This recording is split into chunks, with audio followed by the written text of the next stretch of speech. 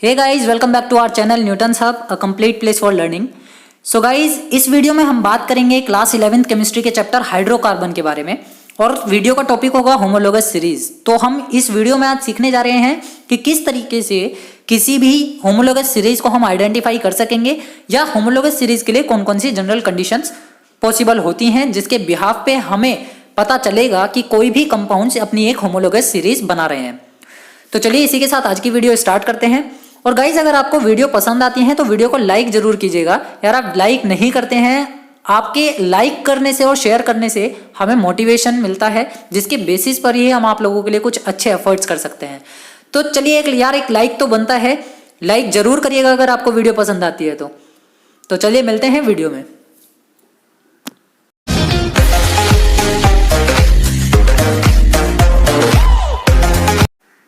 तो गाइज, आज यहाँ पर हम सबसे पहले बात करने वाले हैं होमोलोगस सीरीज को लेकर के। तो होमोलोगस सीरीज को स्टडी करना क्यों ज़रूरी है, होमोलोगस सीरीज बनाई क्यों गई थी, इसके बारे में भी हमें नॉलेज होनी चाहिए।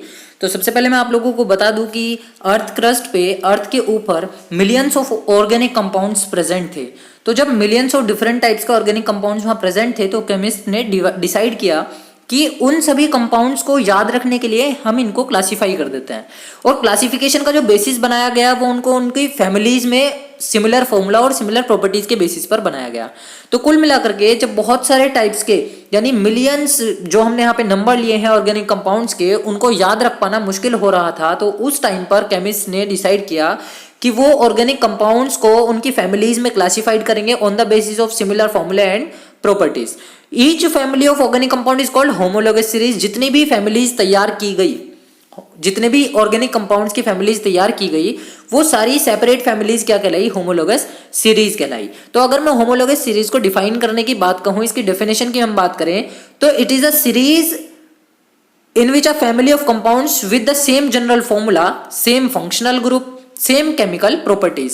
तो जिस भी जगह पर आपको एक ऐसी फैमिली दिखाई देगी जिसमें बहुत सारे कंपाउंड्स के जनरल फॉर्मूला सेम है, उनके फंक्शनल ग्रुप सेम है, उनकी केमिकल प्रॉपर्टीज सेम है, तो वो जो आपके पास फैमिली होगी वो अब फैमिली क्या कहलाएगी, होमोलोगस सीरीज कहलाएगी। तो होमोलोगस सीरीज को स्टडी करना इसलिए बहुत ज़्यादा जरूरी है ताकि हम बहुत सारे कंपाउंड्स को बहुत ही इजी तरीके से उनकी केमिकल प्रॉपर्टी के बेसिस पर और उनके फंक्शनल ग्रुप्स के बेसिस पर आइडेंटिफाई कर सकें। अब देखिए, होमोलोगस सीरीज को समझने के लिए एक छोटा सा बेसिक एग्जांपल मैंने आपके सामने एक डायग्रामेटिक फॉर्म ली है जिसके अंदर यहाँ पर कुछ अलग अलग डिफरेंट टाइप्स के हाउस बने हुए हैं।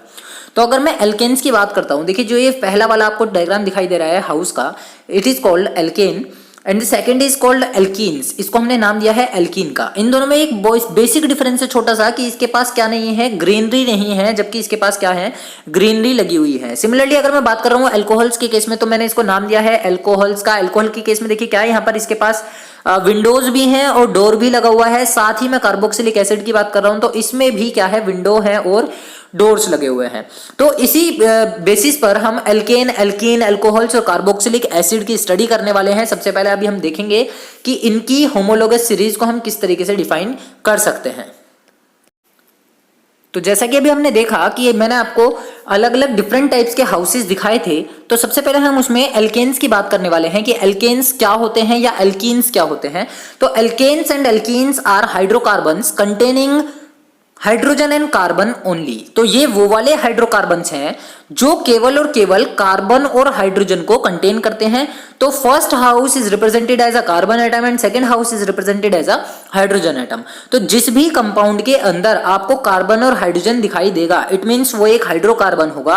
और वो हाइड्रोकार्बन कौन सा होगा, या तो वो एल्केन होंगे या फिर वो एल्कीन्स होंगी। सिमिलरली अगर मैं बात करता हूं अल्कोहल्स और कार्बोक्सिलिक एसिड के केसेस में, तो alcohols and carboxylic acid contains carbon, hydrogen and oxygen. वो तीन टाइप के अलग अलग एटम्स को कंटेन करते हैं, that is carbon, hydrogen and oxygen. तो यहाँ पर देखिए फर्स्ट एंड सेकंड हाउस को जो हमने क्लासिफाइड किया है वो on the basis of carbon, hydrogen and oxygen पे डिफाइन किया है।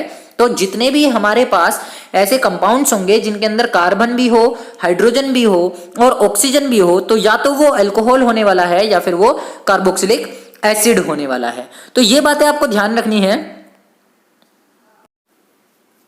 तो या तो वो अल्कोहल होने वाला है या फिर वो कार्बोक्सिलिक एसिड होने वाला है। तो ये तीन बातें आपको ध्यान रखनी है कि अगर किसी भी कंपाउंड के पास केवल और केवल कार्बन एंड हाइड्रोजन है, इट मीन्स वो एक हाइड्रोकार्बन होगा। और अगर कार्बन और हाइड्रोजन के साथ ऑक्सीजन भी है, इट मीन्स वो या तो अल्कोहल होगा या फिर वो कार्बोक्सिलिक एसिड होगा। बात कर लेते हैं कैरेक्टरिस्टिक्स ऑफ होमोलोगस सीरीज की, कि किस तरीके से हम किसी भी सीरीज को देख करके पता लगाएंगे कि वो एक होमोलोगस सीरीज है या नहीं है। तो देखिए यहाँ पर कुछ छोटे छोटे से सिंपल फंडा हैं जिनके बेसिस पर आप पता लगाएंगे। सबसे पहली चीज जो आपको चेक करनी है कि वहां पर जनरल फॉर्मूला सेम है या नहीं। अगर कंपाउंड्स का जनरल फॉर्मूला सेम है, इट मीन्स वो एक होमोलोगस सीरीज को बनाएंगे, अदरवाइज होमोलोगस सीरीज नहीं बनेगी। Second is the functional group is same. Functional group अगर सेम है, हर कंपाउंड का अगर आपके पास फंक्शनल ग्रुप आपको सेम दिखाई देता है, इट मीन्स वहां पर वो क्या बनाएंगे, होमोलोगस सीरीज बनाएंगे।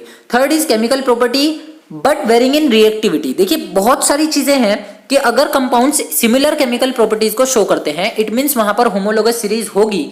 लेकिन वहां पर एक छोटा सा चेंज आ सकता है कि उनकी रिएक्टिविटी में डिफरेंस हो सकता है। रिएक्टिविटी उनकी चेंज हो सकती है, कोई कंपाउंड हाईली रिएक्टिव हो सकता है और कोई कंपाउंड लेस रिएक्टिव भी हो सकता है। तो हाई रिएक्टिविटी और लेस रिएक्टिविटी को हमें यहाँ पर नहीं देखना है, हमें केवल ये चेक करना है कि उनकी केमिकल प्रॉपर्टीज सेम होनी चाहिए। अगर केमिकल प्रॉपर्टीज सेम है, इट मीन्स वहां पर वो होमोलोगस सीरीज की फॉर्मेशन करेंगे। एंड लास्ट चीज यहाँ पे आ जाता है कि उनकी जो फिजिकल प्रॉपर्टी है उनके बेसिस पर भी हम पता लगा सकते हैं, लेकिन वो ग्रेजुअली क्या कर सकते हैं, थोड़ी सी चेंज कर सकते हैं। चेंज आ सकता है उनके अंदर अकॉर्डिंग टू दी सीरीज। जैसे जैसे सीरीज बढ़ती जाएगी, जैसे जैसे सीरीज बदलती जाएगी, वैसे वैसे उनकी फिजिकल प्रॉपर्टीज में भी चेंजेस आते चले जाएंगे। तो ये जो चार टाइप्स हैं, number 1 is general formula same होना, नंबर 2 इज फंक्शनल ग्रुप का सेम होना, नंबर 3 इज केमिकल प्रॉपर्टी का सेम होना और नंबर 4 इज फिजिकल प्रॉपर्टीज। तो इन चार प्रॉपर्टीज के बेसिस पर ही हम पता लगा सकते हैं कि कोई कंपाउंड होमोलोगस सीरीज बनाते हैं या नहीं बनाते हैं। तो यहां पे अब बार बार जनरल फॉर्मूला की बात आ रही है। जनरल फॉर्मूला होता क्या है, सबसे पहले हम इसे देखेंगे। फंक्शनल ग्रुप और जनरल फॉर्मूला क्या चीजें हैं। तो देखिए जो फंक्शनल ग्रुप होता है बेसिकली वो ग्रुप ऑफ एटम होता है that gives a compound it's characteristic chemical property, जो किसी भी कंपाउंड को अपनी एक कैरेक्टरिस्टिक केमिकल प्रॉपर्टी प्रोवाइड कराता है। मान लीजिए सपोज मैं बात करता हूं अल्कोहल की, तो अल्कोहल का एक फंक्शनल ग्रुप होता है OH। तो ये जो OH है ये किसी भी कंपाउंड के अंदर अगर प्रेजेंट होगा तो इसकी अपनी एक क्या होगी, एक जनरल कैरेक्टरिस्टिक होगी, एक स्पेसिफिक कैरेक्टरिस्टिक होगी, जिसके बेसिस पर वो क्या होगा, एक अल्कोहल कहलाएगा। इसी तरीके से बहुत सारी होमोलोगस सीरीज ऐसी हैं जो सिमिलर केमिकल प्रॉपर्टीज को और सेम फंक्शनल ग्रुप को शो करती हैं। जैसे कि मान लीजिए मैं बात करता हूं एक अल्कोहल के केसेस में, मैंने एक लिया है CH3OH, एक अगला मेंबर में ले लेता हूं C2H5OH, या एक कंपाउंड में ले लेता हूं C3H7OH। तो देखिए यहां पर तीनों केसेस में क्या आ रहा है, तीनों ही केसेस में OH प्रेजेंट है। तो ये जो OH है इससे हमें पता चलता है कि तीनों कंपाउंड्स के पास सेम फंक्शनल ग्रुप है, इट मींस ये एक होमोलोगस सीरीज है। और होमोलोगस सीरीज है तो इसका मतलब ये हुआ कि इनकी कुछ प्रॉपर्टीज एक जैसी होंगी, केमिकल कैरेक्टरिस्टिक्स सिमिलर होंगी, जिसके बेसिस पर ये सारी की सारी कंपाउंड्स क्या होंगे, होमोलोगस सीरीज के मेंबर होंगे या होमोलोगस फैमिली के मेंबर होंगे। तो यहां पर मान लीजिए हमने एक बेसिक एग्जांपल ले लेते हैं कि जो भी अभी देखिए मैंने आपको एग्जांपल बताया CH3OH, दूसरा मैंने लिया था C2H5OH। तो देखिए यहां से यहां पे जाने में एक कार्बन एटम का और टोटल 2 हाइड्रोजन एटम का डिफरेंस आया। यहां पर कार्बन प्रेजेंट है 1, यहां पर कार्बन प्रेजेंट है 2, यहां पर हाइड्रोजन टोटल है 4, यहां पर हाइड्रोजन है टोटल 6। तो जैसे ही हम फर्स्ट मेंबर से सेकंड मेंबर पर जाते हैं तो वहां पर डिफरेंस आता है 1 कार्बन का और 2 हाइड्रोजन का। तो किसी भी होमोलोगस सीरीज में हर मेंबर से दूसरे मेंबर तक पहुंचने में CH2 का क्या आता है, डिफरेंस आता है। ये बात भी आपको ध्यान रखनी है। नेक्स्ट हमारे पास आ जाता है जनरल फॉर्मूला। तो जनरल फॉर्मूला ऑफ एल्केन्स की अगर मैं बात करता हूं तो ये जनरल फॉर्मूला होता है CnH2n+2। बोलने का तरीका भी यही होगा CnH2n+2। इसका मतलब ये हुआ कि जितने नंबर ऑफ कार्बन एटम है उसके ट्वाइस से 2 ज्यादा क्या प्रेजेंट होंगे, हाइड्रोजन प्रेजेंट होंगे।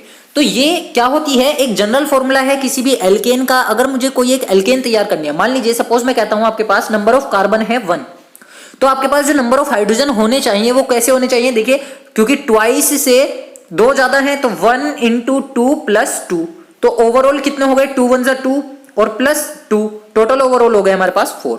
तो इस तरीके से हम किसी भी एल्केन का जनरल फॉर्मूला बना सकते हैं by using this formula CnH2n+2। Suppose मैं बात करता हूं first member of the alkene की, तो first member of alkene family is methane, that is CH4। CH4 कैसे बना? कार्बन का नंबर यहाँ पर कितना है? 1 है। जैसे ही मैं 1 को यहाँ प्लेस करूंगा तो आपके पास नंबर ऑफ हाइड्रोजन कितने आने वाले हैं? 4। तो आपके पास जो मेंबर बना दैट इज CH4 और CH4 is called methane. And the second member is ethane. Second member होता है इसका इथेन, दैट इज C2H6। देखिए ये कैसे बना? कार्बन का नंबर आपके पास है 2। जैसे ही आप ये 2 यहाँ प्लेस करेंगे तो आपके पास नंबर ऑफ हाइड्रोजन कितने आ जाएंगे? देखिए तो C2 हो गए, H कितना आने वाला है? 2 into 2 plus 2 that is equal to 6। तो आपके पास कार्बन के नंबर है 2, हाइड्रोजन के नंबर है 6, तो आपके पास जो मेंबर आ जाता है second member of the alkene is C2H6 that is called ethane. Similarly third member की अगर मैं बात करता हूं, थर्ड मेंबर भी हम इसी तरीके से निकाल सकते हैं। कार्बन का नंबर आपको 3 प्लेस करना है तो कार्बन इज 3। हाइड्रोजन का नंबर कैसे आने वाला है? ये देखिए 2 मल्टीप्लाई 3, क्योंकि नंबर कार्बन के नंबर कितने थे? 3 थे, तो n की वैल्यू हमारे पास 3 है। जैसे ही मैं n की वैल्यू को 3 अप्लाई करता हूं और उसमें प्लस 2 ऐड करूंगा तो ये हो जाएगा 3 2 6, 6 प्लस 2 8। तो C3H8 is the third member of alkene family that is called propane. इसका नाम क्या होता है? प्रोपेन। तो इस तरीके से आप कितने भी मेंबर्स निकाल सकते हैं, एल्केन फैमिली के कितने भी नेक्स्ट मेंबर्स की हम कैलकुलेशन कर सकते हैं by using this formula CnH2n+2। So it is the general formula of alkanes. So this is the homologous family of hydrocarbon. सबसे पहली जो हाइड्रोकार्बन की होमोलोगस फैमिली है ये मैंने यहाँ पर कंसीडर करी है एल्केन्स के केसेस में। तो देखिए जो फर्स्ट मेंबर है that is called methane. Methane में जो नंबर ऑफ कार्बन है वो है 1 और नंबर ऑफ हाइड्रोजन है वो है 4। सेकंड मेंबर की मैं बात करता हूँ, second member is called ethane, और इथेन के केस में कार्बन के नंबर हैं 2 और हाइड्रोजन के नंबर हैं 6। थर्ड केस है हमारे पास प्रोपेन। प्रोपेन में कार्बन है 3 और हाइड्रोजन है हमारे पास टोटल 8। इसी तरीके से जब आप ब्यूटेन चेक करेंगे तो ब्यूटेन में कार्बन है 4 और हाइड्रोजन है 10। तो अगर मैं आपसे कहता हूं कि आप यहां पर difference of the carbon and hydrogen atom check करिए तो आप क्या देखेंगे कि जैसे ही मैं मीथेन से इथेन पर गया तो वहां पर डिफरेंस आया CH2 का, क्योंकि एक कार्बन बढ़ा है और दो हाइड्रोजन बड़े हैं।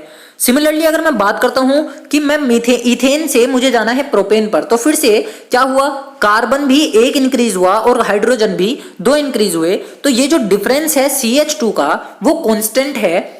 जैसे ही मैं मीथेन से डेकेन तक जाता हूं तो ये डिफरेंस मेंटेन बना रहता है CH2 के लिए। तो कुल मिलाकर के किसी भी होमोलोगस सीरीज में जो फैमिलीज के मेंबर्स के बीच का डिफरेंस होता है दैट इज CH2। अगर ये डिफरेंस कहीं पर भी टूट जाए तो इसका मतलब वो होमोलोगस सीरीज वहीं पर खत्म हो जाएगी। तो देखिए सबसे पहले देखते हैं, मीथेन था हमारे पास CH4, ethane C2H6, propane C3H8, butane C4H10, pentane C5H12, hexane C6H14। देखिए फिर से यहाँ पर CH2 का ही डिफरेंस हमें दिखाई दे रहा है। कार्बन कितना बड़ा है? 1 बढ़ा है यहाँ से यहाँ जाने में, और हाइड्रोजन कितने बड़े हैं? 12 से 14 हो गए हैं। Heptane C7H16, octane C8H18, नोनेन C9H20, decane C10H22। Similarly यहाँ पर भी देखिए C9 से C10 हुआ, कार्बन में 1 इंक्रीज हुआ है, हाइड्रोजन 20 से 22 हुआ, यानी कि 2 का इंक्रीजमेंट हुआ है। तो कुल मिलाकर के यहाँ पे हर मेंबर के बीच में CH2 का डिफरेंस है। इट मींस ये एक होमोलोगस सीरीज बनाते हैं। तो चलिए अब टाइम है एल्केन के फॉर्मूले का यूज करके हमें अल्कोहल और कार्बोक्सिलिक एसिड के फॉर्मूले को बनाना है। तो देखिए एल्केन जो होती है दैट इज CnH2n+2। यहां पर कार्बन के नंबर से ट्वाइस और +2 क्या होते हैं? हाइड्रोजन प्रेजेंट होते हैं। अब देखिए अगर मैं इसके एक हाइड्रोजन को रिप्लेस कर दूं, एल्केन के एक हाइड्रोजन को मैं रिप्लेस कर दूं by using OH hydroxyl group, तो हमारे पास ये फॉर्मूला आ जाता है CnH2n+1 एंड OH। तो ये जो फॉर्मूला आपको यहां दिखाई दे रहा है दैट इज अल्कोहल ग्रुप, ये अल्कोहल ग्रुप का फॉर्मूला होगा। तो जिस तरीके से जनरल फॉर्मूला ऑफ एल्केन होता है CnH2n+2, उसी तरीके से जनरल फॉर्मूला ऑफ अल्कोहल है CnH2n+1 और OH। देखिए ये पूरा सेपरेट एक साथ रहेगा CnH2n+1, और ये आपके पास हाइड्रोक्सिल ग्रुप आ जाएगा जो कि एल्केन के एक हाइड्रोजन को रिप्लेस करके आया है। चलिए डायग्राम से इसे समझते हैं। सपोज मेरे पास ये मीथेन ग्रुप है CH4, क्योंकि कार्बन की मैक्सिमम वैलेंसी कितनी होती है? 4 होती है, तो इसलिए ये कितने हाइड्रोजन एटम को कंटेन किए हुए हैं? 4 हाइड्रोजन एटम को कंटेन किए हुए हैं। तो अगर मैं इनमें से किसी भी एक हाइड्रोजन को किसी भी एक हाइड्रोजन को by using hydroxyl group OH group से रिप्लेस करा दूं तो मेरे पास ये फॉर्मूला आ जाता है CH3OH। क्या आ जाता है मेरे पास ये फॉर्मूला? CH3OH। ये जो CH3OH है इसको मैं लिख सकता हूं, देखिए CnH2n+1 और OH। तो जितने नंबर ऑफ कार्बन होंगे उसका दुगना और उससे एक ज्यादा, दुगने से एक ज्यादा कौन प्रेजेंट है यहाँ पे? हाइड्रोजन। और साथ में कौन सा ग्रुप आ जाएगा? OH ग्रुप आ जाएगा। तो इस तरीके से हमारे पास general formula of the homologous series of alcohol family आ जाता है। अगर मुझे सपोज मान लीजिए मुझे second member of the homologous family of alcohol बनाना हो तो मुझे कार्बन का नंबर रखना होगा 2। और जब मैं कार्बन का नंबर 2 रखूंगा तो देखिए यहाँ पर क्या आने वाला है? C2। जैसे ही मैंने कार्बन का नंबर 2 रखा तो ये कितना हो गया? C2। हाइड्रोजन में मैं रखूंगा तो 2 × 2+1 और ये OH। तो जब आप इसे काउंट करेंगे तो ये कितना आने वाला है? चेक करिएगा। C2 हो गया है C2, H हो गए हैं टोटल 2 2 4 और 1 5, तो C2H5 और सेपरेट आपके पास क्या बचा हुआ है? OH। तो ये C2H5OH क्या आ गया हमारे पास? Second member of the alcohol family, that is called ethyl alcohol. इसको हम क्या बोलते हैं? इथाइल अल्कोहल बोलते हैं। सिमिलरली अगर मुझे थर्ड मेंबर निकालना हो तो थर्ड मेंबर के लिए हम क्या करेंगे? कार्बन का नंबर 3 प्लेस करेंगे। जैसे ही हम कार्बन का नंबर 3 रखते हैं, देखिए क्या होने वाला है? कार्बन हमने रखा 3, कार्बन 3 रखते ही हाइड्रोजन कितना हो जाएगा? 2 × 3+1 और ये हो जाएगा OH। तो जैसे ही आप इसकी मल्टीप्लाई करेंगे तो ये आपके पास आ जाएगा C3, H हो जाएगा 3 2 6 + 7 CH7 और OH। तो ये आपके पास क्या आ गया? प्रोपाइल अल्कोहल या प्रोपेनॉल। तो ये आपके पास क्या हो गया? Third member of the alcohol family. तो इस तरीके से यहाँ पर एक होमोलोगस सीरीज हमें मिल जाती है। अब देखते हैं कि ये होमोलोगस सीरीज बनती है या नहीं। पहली चीज हमने देखी कि सभी के पास एक फंक्शनल ग्रुप आ रहा था, दैट इज OH, और वो सब में क्या था? सेम था। तो ये होमोलोगस सीरीज की कंडीशन को वेरीफाई करता है। सेकंड कंडीशन हम चेक कर लेते हैं कि जो फर्स्ट मेंबर हमें मिला that is CH3OH, second member जो हमें मिला दैट इज C2H5OH, और जो थर्ड मेंबर हमें मिला दैट इज C3H7OH। अब हम देखते हैं कि यहाँ पे नंबर ऑफ कार्बन एटम और नंबर ऑफ हाइड्रोजन एटम का डिफरेंस सेम है या नहीं है। देखिए फर्स्ट मेंबर में कार्बन है 1, सेकंड मेंबर है कार्बन 2, तो फर्स्ट मेंबर से सेकंड मेंबर पे जाते हुए कार्बन इंक्रीज हुआ 1। इसी तरीके से जब हम सेकंड मेंबर से थर्ड मेंबर पे जाते हैं फिर से कार्बन इंक्रीज होता है 1। अगर मैं बात करता हूँ हाइड्रोजन की, तो फर्स्ट मेंबर में टोटल हाइड्रोजन हमारे पास कितने हैं? यहाँ देखिए टोटल हाइड्रोजन हमारे पास है 3। मैं हाइड्रोक्सिल ग्रुप की काउंट नहीं करूंगा क्योंकि एक फंक्शनल ग्रुप की तरह काम कर रहा है। तो हाइड्रोजन मेरे पास है 3, सेकंड मेंबर में हाइड्रोजन कितने हो गए हैं? 5। तो सेकंड मेंबर में कितने इंक्रीजमेंट हुए? 2 इंक्रीज हुए। ऐसे ही जब मैं सेकंड मेंबर से थर्ड मेंबर पे जाता हूं तो C3H7 यानी कि यहां पर भी हाइड्रोजन कितने इंक्रीज हुए? 2 इंक्रीज हुए। तो ये सेकंड कंडीशन को भी क्या करते हैं? अप्लाई करते हैं, वेरीफाई करते हैं कि किसी भी होमोलोगस सीरीज के हर फैमिली मेंबर के बीच में CH2 का क्या रहता है? डिफरेंस रहता है, जो कि यहां पर हमें देखने के लिए मिलता है। इस तरीके से हम अल्कोहल की होमोलोगस सीरीज को बना सकते हैं। चलिए अब बात करते हैं कार्बोक्सिलिक एसिड की होमोलोगस सीरीज के लिए। तो फिर से हम बात करेंगे एल्केन के फॉर्मूले से कि एल्केन का फॉर्मूला था CnH2n+2। अगर मैं एल्केन के किसी भी एक हाइड्रोजन को रिप्लेस कर देता हूं by using COOH functional group, कौन सा ग्रुप मैं बात कर रहा हूं यहाँ पे? COOH, that is called carboxylic group. इसको हम बोलते हैं कार्बोक्सिलिक एसिड ग्रुप। तो अगर मैं ये ग्रुप किसी भी एक हाइड्रोजन की जगह पर प्लेस कर देता हूं तो मेरे पास जो फॉर्मूला आएगा that is called carboxylic acid. वो आपके पास क्या हो जाएगा? कार्बोक्सिलिक एसिड बन जाएगा।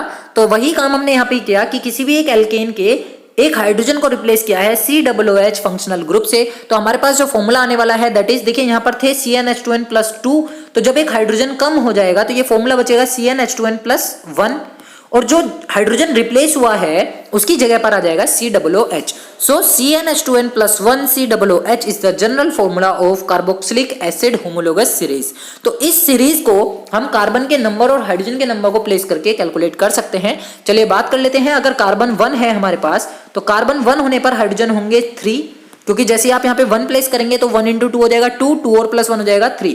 तो CH3 COOH is the first member of carboxylic acid family.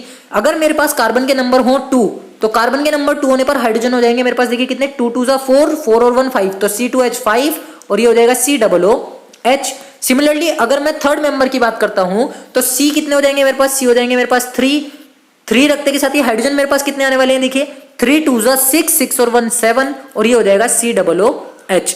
तो यहां पर जो कंडीशन हमारी वेरीफाई हो रही है वो ये कि सबके पास एक फंक्शनल ग्रुप है जो कि सेम है। दूसरी कंडीशन ये कि जैसे ही मैं फर्स्ट मेंबर से सेकंड मेंबर पे और सेकंड मेंबर से थर्ड मेंबर पर जाता हूं तो वहां पर डिफरेंस मिलता है CH2 का। तो उम्मीद है कि आप लोगों को ये बातें समझ में आई होंगी। किसी भी होमोलोगस सीरीज को पता लगाने के लिए हम किस तरीके से कौन कौन सी कंडीशंस को वेरीफाई करेंगे, तभी हमें होमोलोगस सीरीज का पता चल पाएगा।